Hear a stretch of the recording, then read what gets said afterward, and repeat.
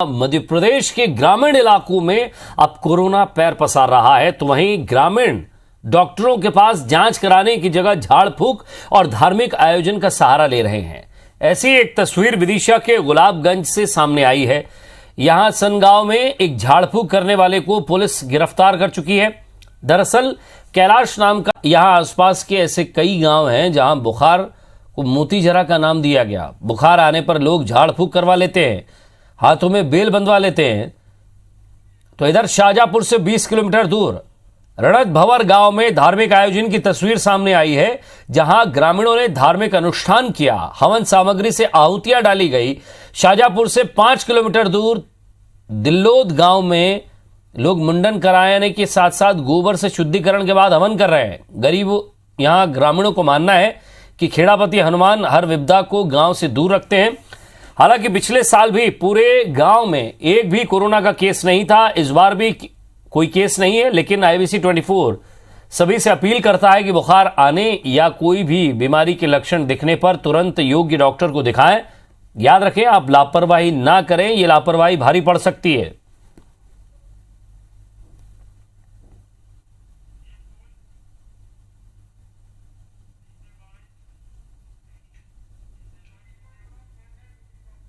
हमारे गांव में कोई समस्या पैदा नहीं हुई। इस बार भी हमें एक भी कोई पेशेंट भी ना है, ना कोई बीमारी से ग्रसित है। तो इसी बीमारी से बचने के लिए हमने हनुमान जी के प्रांगण में मंदिर में 5 दिन का रुद्राभिषेक का हवन रखा है और यहाँ पर 5 जोड़े रोज बैठते हैं, जो रोज यहाँ पर अपने मुंडन करवाते हैं। और गाँव की दिशा और दशा खेड़ापति सरकार के जिम्मे है, वही हमारी सबकी नैया पार लगा रहा है। तो हमारे यहाँ गाँव में कोरोना नहीं आया, महामारी नहीं आई अभी तक, और कहीं भी नहीं हुआ हमारे यहाँ गाँव में। यो भी आई गो, पहला को भी गो, उमें भी नहीं हो, एक खिल्ली में खटको नहीं हमारे यहाँ आई। खेड़ापति सरकार है, तो हमारा नाक महाराज है। चलिए, आस्था होनी चाहिए, लेकिन आस्था क्या वाकई आपकी बीमारी की लापरवाही का कारण तो नहीं बन रही है, ये भी जानने की कोशिश करते हैं। सबसे पहले मैं विदिशा चलता हूं, जरा हमारे संवाददाता मनोज पांडे और अजीत पाराशर शाहजहांपुर से दोनों हमारे साथ जुड़ गए हैं।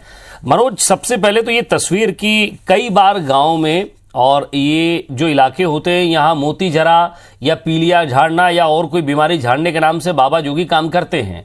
सवाल ये है कि ये ऐसा पैंडेमिक टाइम है, एक ऐसा समय है जहां मामूली सर्दी खांसी और बुखार को इग्नोर नहीं किया जा सकता। बिल्कुल पंडित जी, बिल्कुल बेहतर कह रहे हैं। और निश्चित है कि कोरोना जैसी महामारी को लेकर अगर संवेदनशील अब नहीं हुए तो तब कब होंगे।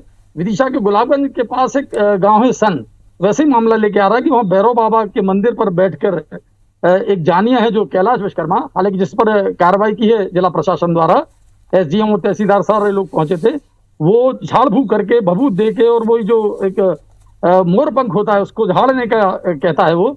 और खासतौर से कोरोना के इन लोगों ने एक नया नाम दे दिया है, मोतीजरा का रूप दे दिया उसको, और मोतीजरा के नाम पे वो झाड़ फूक करते हैं। बिल्कुल ठीक नहीं है। और IBC 24 लगातार इस बात को कहता है कि इतनी महामारी के बीच में हमें डॉक्टर के पास सहारा लेना ही चाहिए, ये झाड़ फूक से बचना चाहिए। जो कैलाश विश्वकर्मा है जो भैरव बाबा मंदिर पर जो झाड़ फूक किया करता था, उसको कल थाने ले जाया गया है और गुलाबगंज थाने में उस पर बाकायदा केस दर्ज हो गया है। और निश्चित है कि संवेदनशील मामला है ये पूरा, और बचना चाहिए लोगों को कि कम से कम ये झाड़ फूक वाला मामला बचे, क्योंकि कोरोना के कदम अब गांव की ओर ज्यादा बढ़ गए हैं। शहर की अपेक्षा अब गांव में ज्यादा दिखाई देने लगे हैं। बुखार, खांसी, टाइफाइड जैसी स्थितियां बन रही है।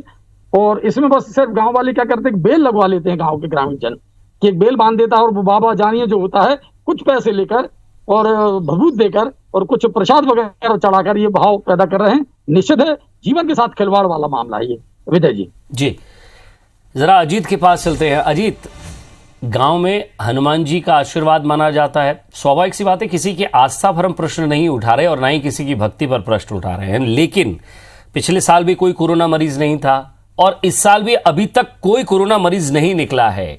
ये गांव वालों की जागरूकता हो सकती है, लेकिन क्या वाकई उन्हें पता है कि इस तरह के अंधविश्वास से आपको कहीं ना कहीं आपके स्वास्थ्य के साथ खिलवाड़ हो सकता है? क्योंकि जब हमने तस्वीर देखी, जब मुंडन करा रहे थे, तब वहां कोई मास्क नहीं पहन रखा था, सोशल डिस्टेंसिंग का भी पालन नहीं था, पास में ही खड़े थे।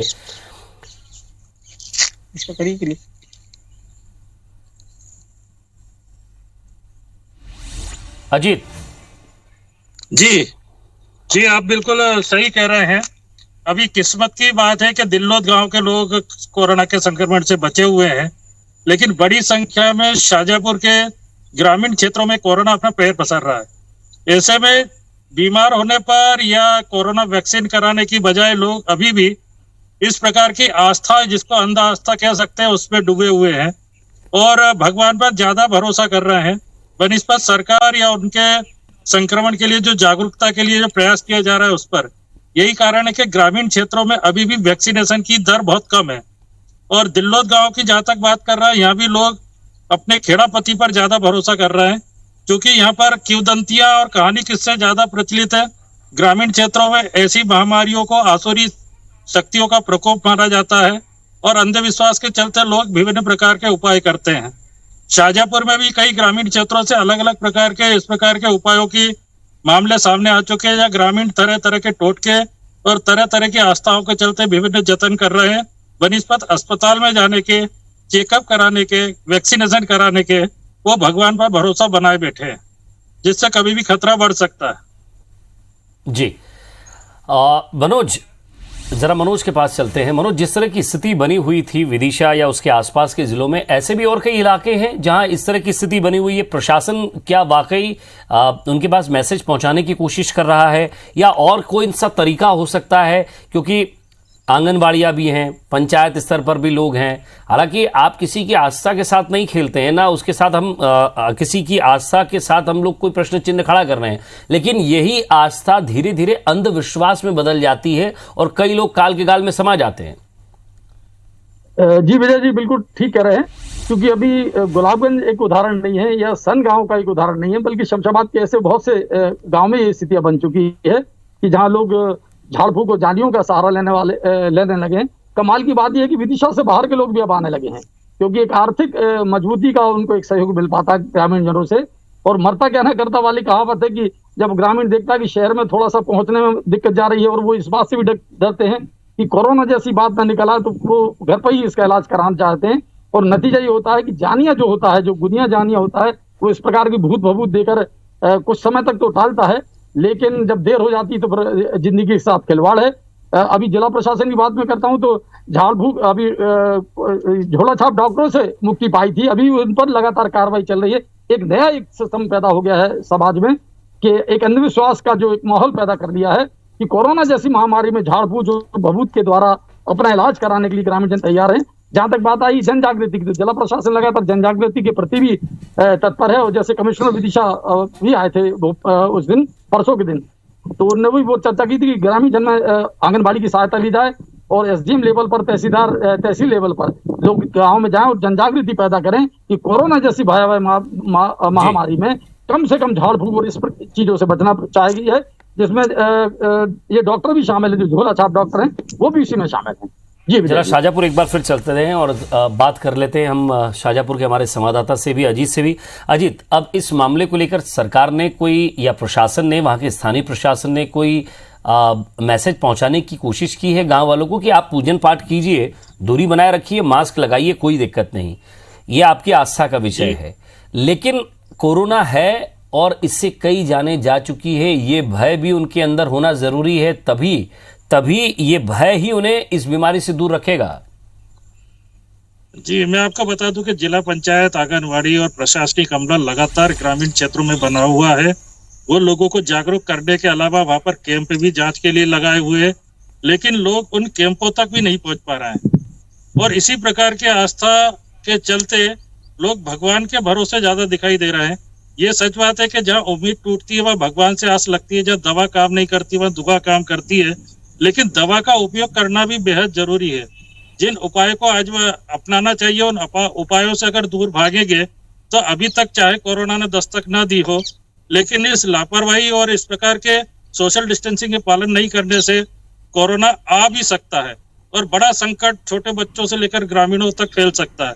ग्रामीण क्षेत्रों में कई जगह इस प्रकार के, अभी हाल ही में रंतबबर और बेरछा में लोगों ने चलित हवन के माध्यम से धुनी देने का काम किया था। बड़ी संख्या में लोग इकट्ठे होकर और धुनी को लेकर निकले थे। ग्राम उजड़ के कार्यक्रम, अलग अलग प्रकार के टोटके और भगवान के पूजा पाठ में लोग समय बिता रहे हैं। इसकी वजह यह है कि जागरूक होकर वैक्सीनेशन कराएं, सोशल डिस्टेंसिंग का पालन करें, मास्क लगाएं और थोड़ी भी सर्दी एक खांसी बहुत हो तो मजबूत तुरंत बात आपने कही, मनोज ने भी यही बात रखी, अजीत आपसे भी यही हम बात करेंगे और साथ ही साथ हम अपने दर्शकों को भी यही कहेंगे कि अगर आप 18+ हैं तो कम से कम वैक्सीनेशन करवाइए। वैक्सीन अगर उपलब्ध नहीं है तो इंतजार कीजिए, घर में रहिए और मास्क लगाइए और सोशल डिस्टेंसिंग का पालन कीजिए।